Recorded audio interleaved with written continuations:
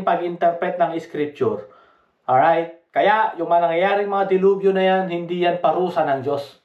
Hindi yan judgment ng Diyos. Malinaw na dumating ang Panginoong Kristo upang ito, hindi upang parusahan ang sanlibutan. Hindi upang parusahan ng mga tao, kundi iligtas sila.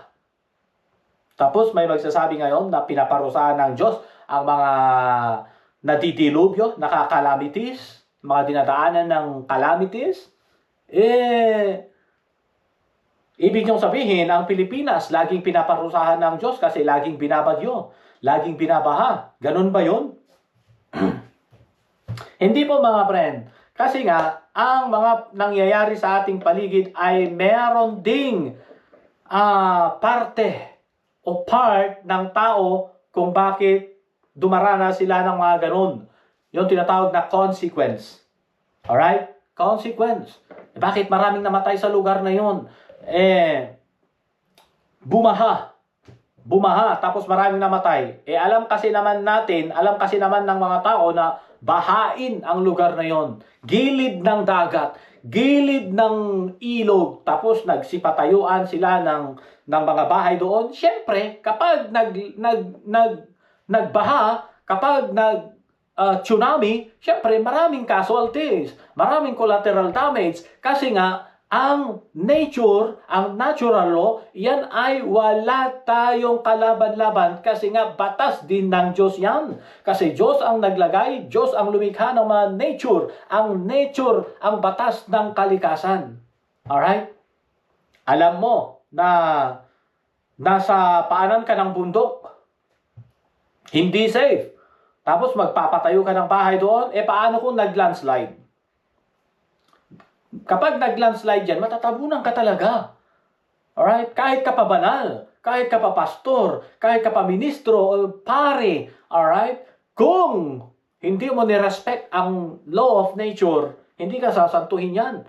Unless, kung mag-intervene ang Diyos sa kanyang law of nature, pinahinto niya, hindi ka maano. For example, mataas na punong kahoy, umakyat ka. Nahulog ka. Anong mangyayari sa'yo? Siyempre, malamang matitigok ka. Alright? Malamang matitigok. Malamang mabubukulan. Dahil umandar yung law of nature. Ano yun? Yung law of gravity. Kung nag-intervene ang Diyos at hindi ka na wala kang galos, yun ang miracle. Hindi naman lahat ng pagkakataon, hindi lahat ng oras, hindi lahat ng panahon, ganun ang mangyayari. So, ganun po yun. So, kailangan nating i-respect ang law of nature. Katulad na lang ng hindi ka marunong lumangoy. Tapos, ayan, nagmamagaling ka. Pumunta ka sa dagat o pumunta ka sa ilog, langoy-langoy ka doon. Tapos, yun pala, hindi ka marunong lumangoy, wala kang life vest. Aandar yung law of buoyancy. Talagang pumapailalim ka, malulunod ka talaga. Alright? Kasi mas mabigat ka kaysa sa tubig, talagang malulunod ka. Ganun po yun. Ganun din ang law of velocity. Kahit ka pa pastor, kahit ka pa banal, kahit ka pa kristyano, nagmumotor ka, wala kang helmet, wala kang protective gear, hindi ka kumpleto, tapos kasero ka pa. Kung nabangga ka, o bumangga ka, o binangga ka, asahan mo kaya dahil ikaw ay banal, hindi ka maano? No. Aandar ang law of velocity. Mayuyupi ka. Alright? Pero, kung mag-intervene ang Diyos dahil naawa sa'yo, dahil meron siyang gustong ipakita sa'yo, nag-intervene siya, hindi ka na yun ang miracle. Hindi umandar ang law of velocity. Ganun po yun. Kaya ang law of nature, mga friend, is God's natural law. Na kailangan din po nating itong respect. Alright? Dahil hindi po maganda, nag-pray tayo na, Lord, pagpalain po ninyo ang aking mga pananim. Kung ikaw ay farmer, pagpalain ninyo ang aking pananim. Yes, tama. Pinag-pray natin yun. Pero, ano yung ginawa mong sistema, methods ng iyong pagtatanim? Sumabay ka ba sa mga farmers? Sa mga tinatawag mong unbeliever dahil ayaw mong sumabay? Dahil unbeliever sila, hindi ka sumabay. Nahuli kang nagtanim. anong mangyayari sa tanim mo? Kung palay yan, nauna na silang nag-ani tapos nahuli ka. Anong mangyayari sa pananim mo? Siyempre, lahat ng ibon pupunta doon. Lahat ng lahat ng lahat ng daga, ano pa yun?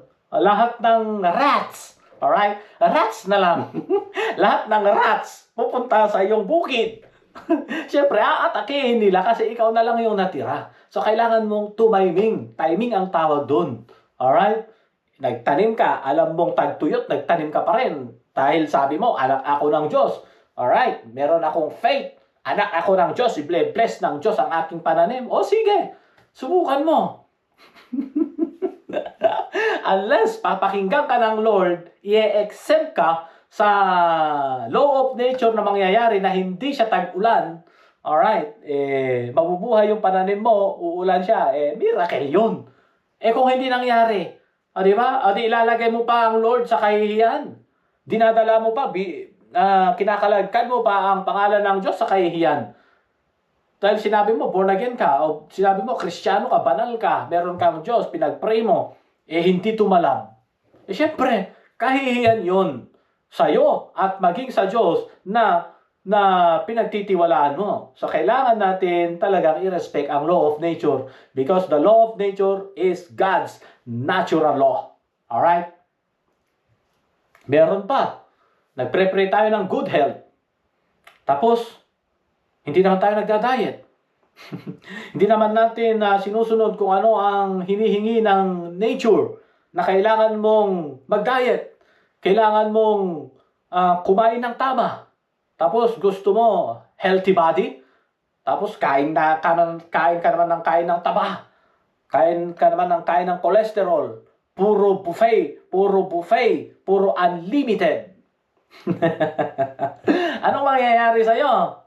Anong mangyayari sa atin kung ganon, mga friend? Hindi tatalab yung prayer natin kung ganon. Hindi nag-a-agree yung ating action sa ating prayer. So, kailangan yung mga sinalita natin na prayers, yung sinalita natin sa prayer, ay kailangan mag-agree din. Sumunod yung ating pong action at yung ating pong isip. Alright? Kasi nga, yung if there are 2 or 3 gathered in my name, I am in the midst of them. Alright?